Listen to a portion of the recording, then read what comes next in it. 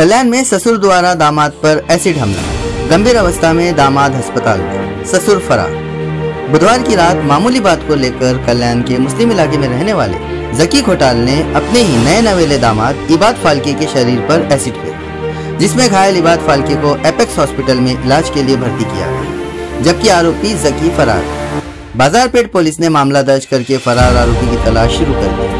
बता दें कि हाल ही में इबाद फाल्के का निकाह जकी खोटाल की बेटी से हुआ था और वो हनीमून के लिए कश्मीर जाना चाहते, जबकि ससुर जकी खोटाल उन्हें मक्का शरीफ उम्रा के लिए भेजना चाहते। इसी बात को लेकर हुए इस विवाद में यह घटना घटी। बाजारपेट पोलीस स्टेशनच्या हद्दीमध्ये आशा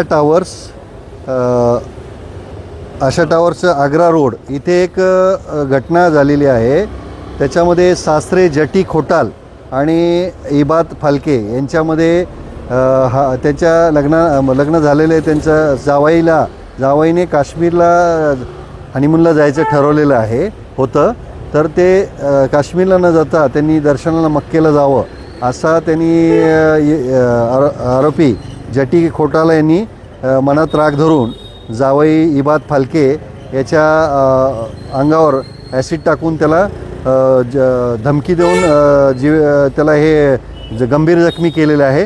ॲपेक्स हॉस्पिटल इथे त्याचा औषधोपचार चालू आहे आणि ॲपेक्स हॉस्पिटल इथे त्याची तक्रार घेतलेली आहे। त्या तक्रारीनुसार आरोपीचा शोध घेण्याकरता आमची डिटेक्शनची टीम रवाना झालेली आहे आणि आरोपीला लवकरात लवकर अटक करून गुन्ह्यामध्ये जास्तीत जास्त चांगला तपास करून त्याच्यामध्ये आरोपीला शिक्षा होईल या पद्धतीने आम्ही सदर गुन्ह्याचा तपास करत आहोत। तपास वरिष्ठांच्या मार्गदर्शनाखाली चालू आहे।